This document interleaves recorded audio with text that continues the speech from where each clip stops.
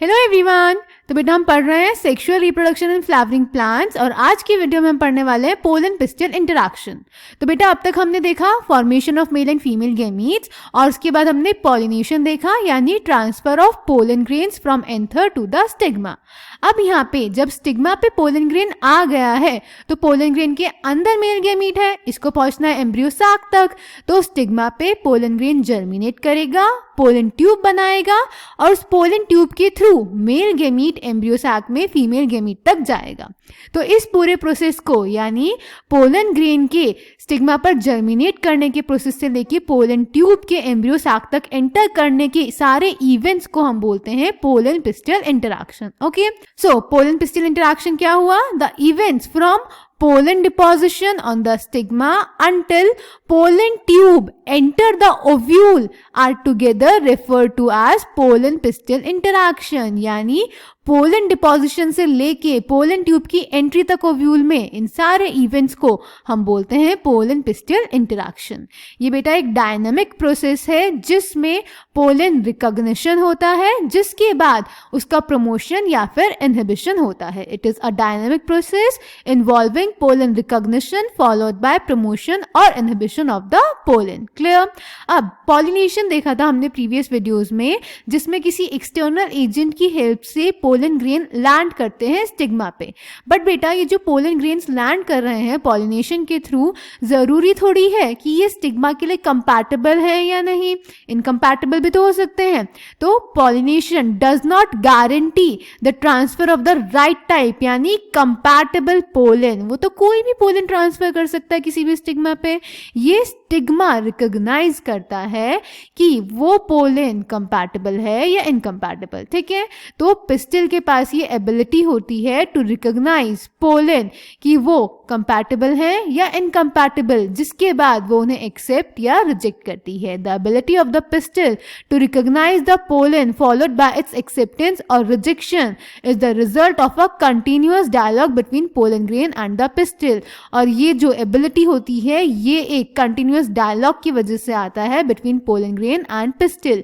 और ये जो कंटिन्यूअस डायलॉग होता है बेटा ये केमिकल कंपोनेंट्स की फॉर्म में होता है। This dialogue is mediated by chemical components of the pollen interacting with those of the pistil. तो स्टार्ट करते हैं पोलन पिस्टिल इंटरैक्शन के इवेंट्स। तो बेटा मैंने अभी आपको बताया कि पिस्टिल के पास एबिलिटी होती है पोलन को रिकॉग्नाइज करने की।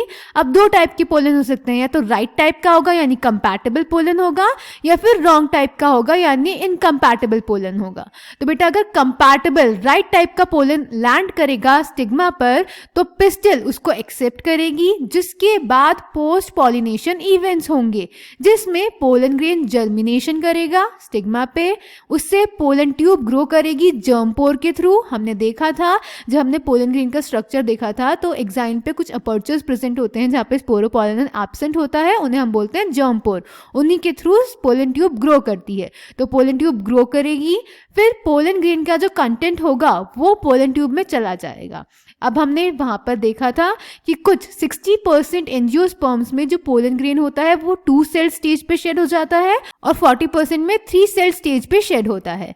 तो अगर 2 सेल स्टेज वाला पोलन ग्रेन है तो जर्मिनेटिव सेल बेटा ग्रोइंग पोलन ट्यूब में माइटोटिक डिवीजन शो करेगा और 2 मेल गैमीट्स बनाएगा। और अगर 3 सेल स्टेज वाला पोलन ग्रेन है तो पोलन ट्यूब बिगिनिंग से ही 2 मेल गैमीट्स कैरी करेगी। ओके, फिर इसके बाद पोलन ट्यूब जब स्टिग्मा और स्टाइल के टिश्यूज से होते हुए ओवरी में पहुंचेगी, ओवरी से वो माइक्रोपाइल के थ्रू ओव्यूल में एंटर करेगी और फिलीफॉर्म अपैरेटस की हेल्प से सिनर्जिड्स में एंटर करेगी। हमने देखा था कि फिलीफॉर्म अपैरेटस का फंक्शन होता है पोलन ट्यूब। यहाँ पे पोलन ट्यूब को मैंने शॉर्ट में पीटी लिखा है क्योंकि मेरे पास जगह नहीं थी, आप ऐसे शॉर्टकट नहीं मारेंगे। ठीक है, तो पोलन ट्यूब की एंट्री को गाइड करेगा। ओके, तो ये होता है कंपैटिबल पोलन के केस में। कंपैटिबल पोलन को पिस्टिल एक्सेप्ट करता है, उसमें पोस्ट पॉलिनेशन इवेंट्स होते हैं, पोलन ग्रेन जर्मिनेट करता है, पोलन ट्यूब ग्रो करती है जर्म पोर से, फिर पोलन ग्रेन का कंटेंट पोलन ट्यूब में एंटर करता है। अगर 2 सेल पोलन ग्रेन है तो जर्मिनेटिव सेल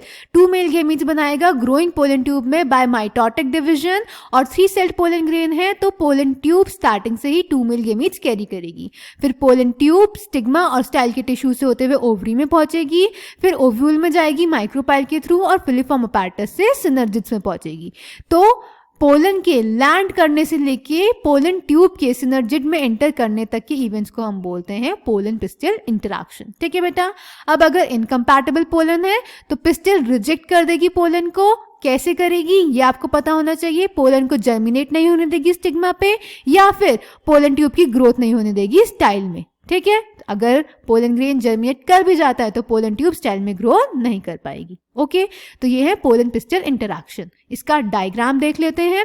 तो ये है बेटा डायग्राम पोलन पिस्टल इंटरैक्शन का। यहाँ पे हमने एक फ्लावर का, एक पिस्टल का लॉन्गिट्यूडनल सेक्शन एलएस ड्रॉ किया है, जिसमें हमने दिखाया है कि पोलन ग्रेन्स लैंड हुए स्टिग्मा पर, वो कंपैटिबल थे तो पिस्टल ने उन्हें एक्सेप्ट किया, तो पोलन ग्रेन से पोलन ट्यूब जर्मिनेट करी, जर्म पोर से ग्रो करी, स्टाइल में ग्रो कर रही है और कैरी कर रही है 2 मेल गेमीट्स। फिर एंटर कर रही है ओवरी में, ओवरी से माइक्रोपाइल से जा रही है ओव्यूल में और फिलीफॉर्म अपैरेटस की हेल्प से जाएगी सिनर्जिड में। ये बहुत ही इंपॉर्टेंट डायग्राम है बेटा, ये बहुत बार पूछ लिया जाता है कि draw a LS of a flower और pistil showing growth of pollen tube. Clear. Then हमने छोटी क्लासेस में 10th क्लास में पढ़ा था कि पोलन ट्यूब फॉर्मेशन को बोलते हैं साइफोनोगेमी, और ये जो मूवमेंट होता है ये कीमोट्रॉफिक टाइप होता है, यानी केमिकल्स के रिस्पॉन्स में होता है। तो ये भी आप याद रखेंगे। ठीक है, देन आगे चलते हैं। यहाँ पे हमने डायग्राम दिखाया है enlarge view of an egg apparatus. Egg apparatus क्या होता है? 2 synergids plus 1 egg cell is equals to egg apparatus, showing entry of pollen tube into a synergid. Pollen tube कहाँ एंटर करती है? सिनर्जिड में। किसकी हेल्प से? फिलीफॉर्म अपैरेटस हेल्प से। तो ये है पोलन ट्यूब जिसमें 2 मेल गैमीट प्रेजेंट है और एक वेजिटेटिव न्यूक्लियस प्रेजेंट है। तो ये फिलीफॉर्म अपैरेटस की हेल्प से सिनर्जिड में एंटर कर रही है। ठीक है, देन उसके बाद नेक्स्ट इज डायग्राम दिखाया गया है discharge of male gametes into a synergid and the movements of the sperms, one into the egg and the other into the central cell. जब पोलन ट्यूब डिस्चार्ज कर देगी male gametes को synergid में, तो उनमें से एक मेल गैमीट चला जाएगा एग सेल में और एक मेल गैमीट चला जाएगा सेंट्रल सेल में। ठीक है, क्यों जाएगा, इसके आगे क्या होगा ये हम पढ़ेंगे बेटा डबल फर्टिलाइजेशन में। ओके, अब इसको हम देख लेते हैं एनसीईआरटी से।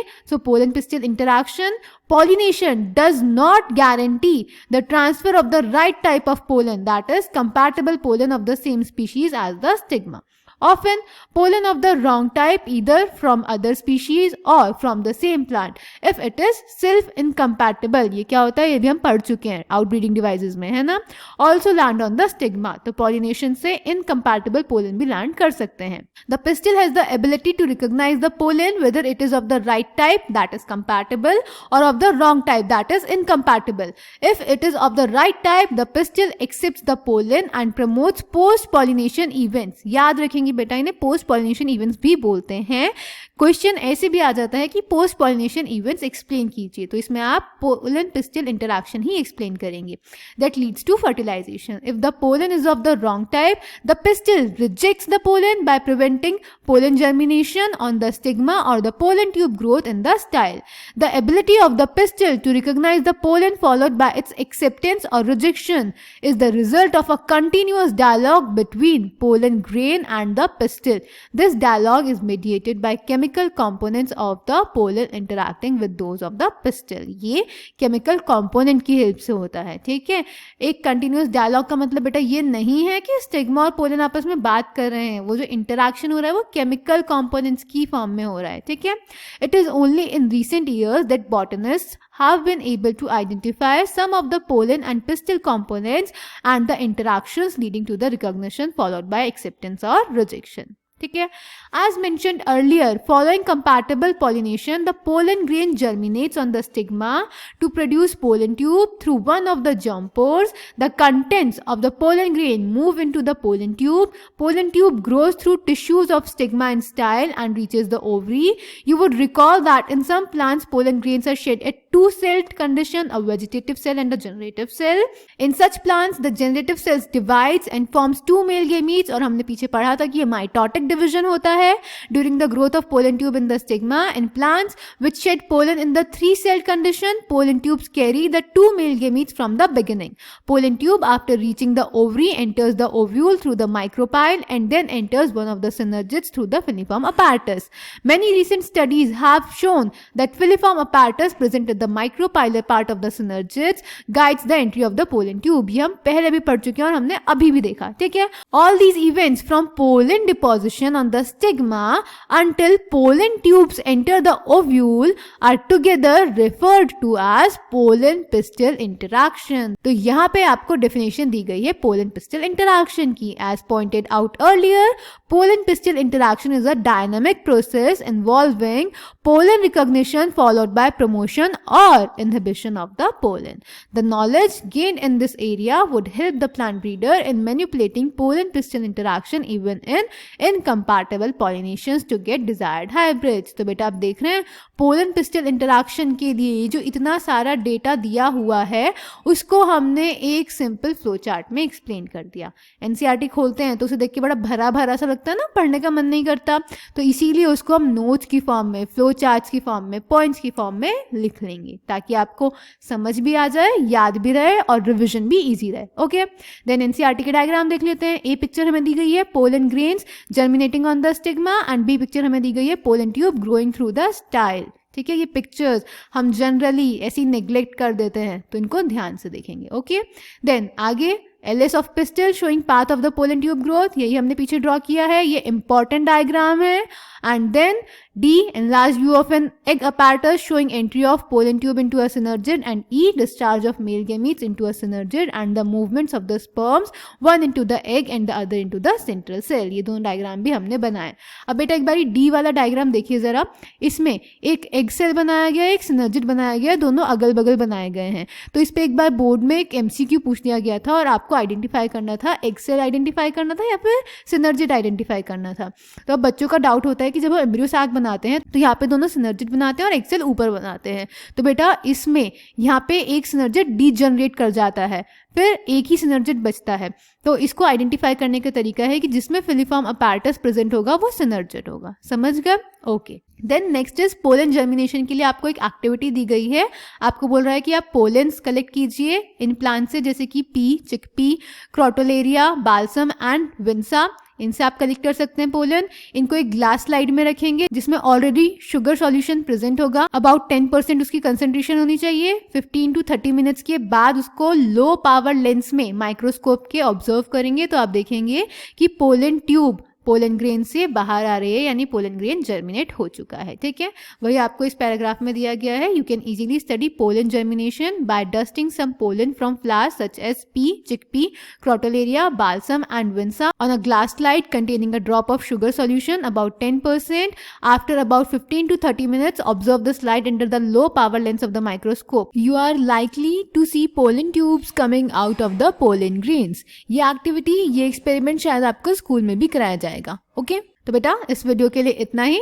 नेक्स्ट वीडियो में हम पढ़ेंगे आर्टिफिशियल हाइब्रिडाइजेशन. तब तक इन टॉपिक्स को ढंग से पढ़िए, एनसीईआरटी लाइन टू लाइन पढ़िए, अपनी लैंग्वेज में खुद से समझ के नोट्स बनाइए और कोई भी डाउट होगा तो आप कमेंट सेक्शन में पूछ सकते हैं. Thank you.